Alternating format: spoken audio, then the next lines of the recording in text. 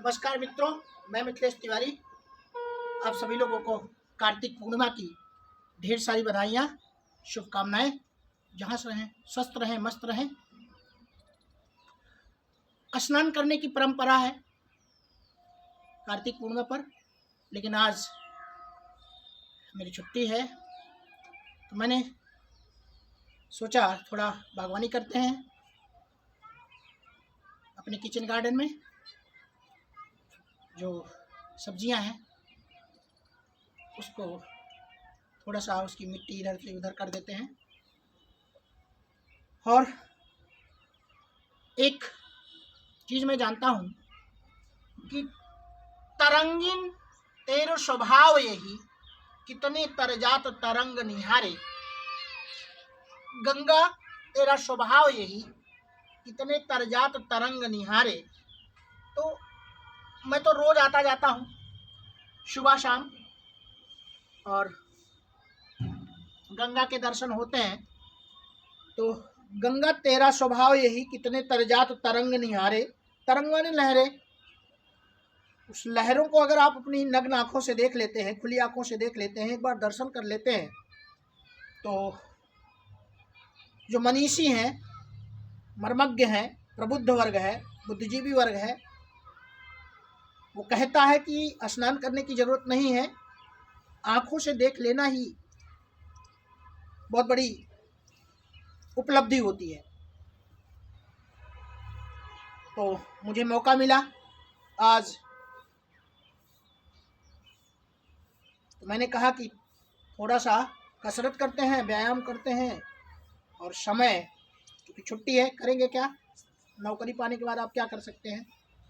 कहीं चाय पीने की आदत नहीं किसी दुकान पे बैठ करके, ये ज़्यादा अच्छा लगा मुझे। हमने कहा मिट्टी को इधर से उधर करते हैं, थोड़ा सा समय भी, क्योंकि समय, time is money, time is health. अगर मुझसे पूछा जाए कि समय क्या है, तो मैं कहूँगा time is money and time is health and time is fleeting very fast. Time and tide wait for none. अगर हिंदी में मैं उसका अनुवाद करूं, इसका मतलब यही होता है कि समय जो है एक अमूल्य धन है। समय एक मूल्यवान स्वास्थ्य है। अगर आप समय को सदुपयोग कर रहे हो अच्छी तरीके से, तो वो स्वास्थ्य को बढ़ावा देता है। और देहात की या खुली हवा जो शुद्ध हो, वो 2 किलो सेब के बराबर होती है। तो शहर वाले जो छोटे से जगह में रह रहे हैं, वो 2 किलो सेब खाएं, और देहात वाले या कस्बे वाले जिनके पास जगह है, अगर इस तरह काम करते हैं तो 2 किलो सेब के बराबर होता है सुबह का। वहाँ सेब खाने की ज़रूरत नहीं है। तो मैं कह रहा था कि लोग स्नान करने गए हैं, और तो मैं तो रोज़ आता जाता हूँ, और आते जाते प्रणाम करता हूँ गंगा को।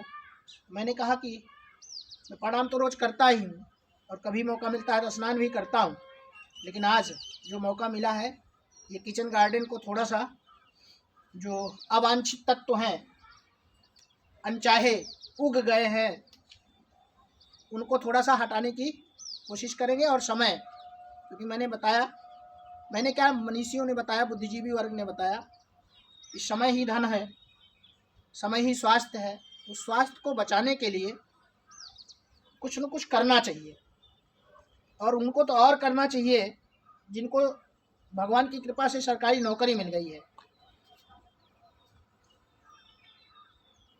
क्योंकि पैसा है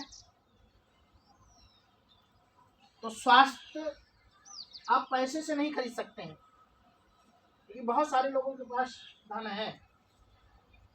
उस धन से स्वास्थ्य को अगर चाहे खरीद ले, ये नीम है, मैडम जी पूजा करती हैं, मैंने कहा एक गमले में लगा देते हैं, एक बाल्टी में लगा दिया। शीतला मैया की जय। और मेथी है, इधर धनिया और बथुआ है। तो मैं कह रहा था उसी टॉपिक पे कि समय जो है वो अमूल्य है, उसको खरीदा नहीं जा सकता।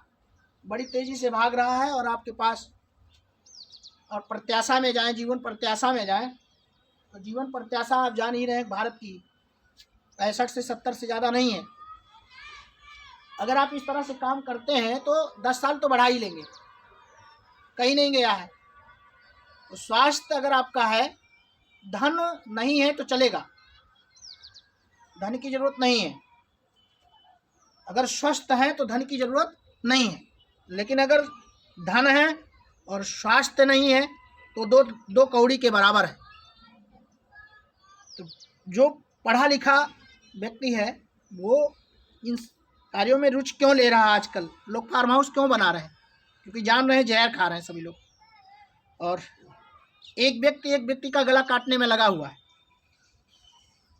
पैसा कमाने की होड़ में लोग इतने छिड़काव कर देते हैं सब्जियों पर कि आप रोज रोग को दावत दे रहे हैं।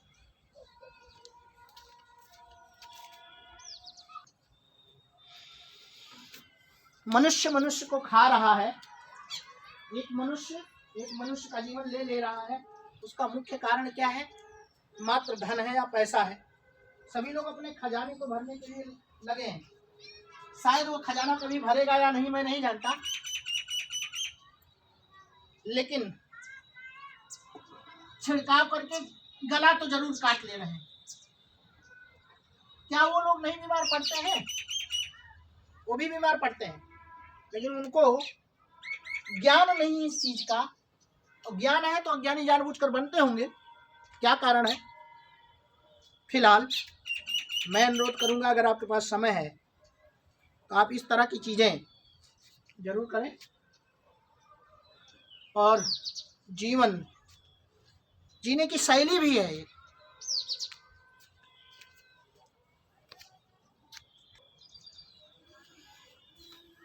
दुनिया है, आलोचना करती है और आलोचना करने में चूकती भी नहीं है। जब मैंने ये भूखंड लिया और इसमें बहुत ज़्यादा कंक्रीट थी, शायद ईंट के भट्ठा से मिट्टी आई थी, कहीं से कैसे क्या था, तो लोगों ने कमेंट करना शुरू किया। इसमें गेहूं भी बोले थे। मैं यही कहा करता था कि भगवान, और क्योंकि दूर बसा हूँ, हमारे यहाँ तो गांव में खेती सभी लोग जानते हैं। पंडित बाबा का, तिवारी का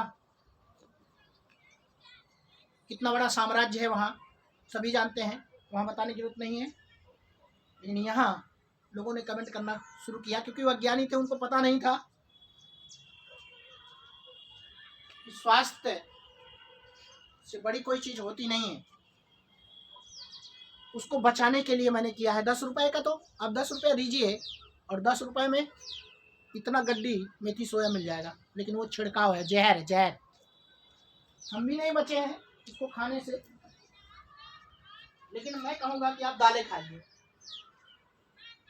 7, 8, 10 प्रकार की दालें ले लीजिए, दाल खाइए और इस तरह से आप अपनी ऑर्गेनिक खेती करिए, बढ़िया बाकायदे। इसमें कोई छिड़काव ना हो, कोई खाद ना हो, कोई जहर ना हो, कोई विष ना हो। क्योंकि सुबह जैसे उठते हैं, वायुमंडल से लेकर के भोजन आहार विहार तक सब विष ही विष है, सब विष ही विष है।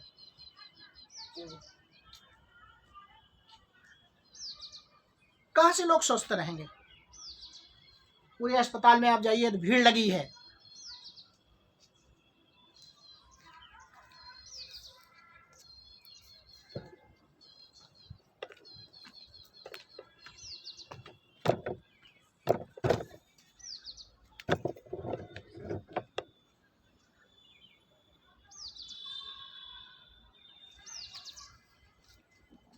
किसी भी अस्पताल में जाइए तो रोगियों की भीड़ लगी हुई है। डॉक्टर कम है, रोगी ज्यादा है। उसका जिम्मेदार कौन है? शायद हम और आप दोनों लोग हैं, सभी लोग हैं। मैं कहूँगा कि अगर आपको मौका मिलता है तो ये सब करिए। एक जीवन शैली है, उस जीवन शैली में ये होना चाहिए। लेकिन शायद लोग क्या कहेंगे लोगों का काम है कहना, कहेंगे। आपका काम है, आप करिए।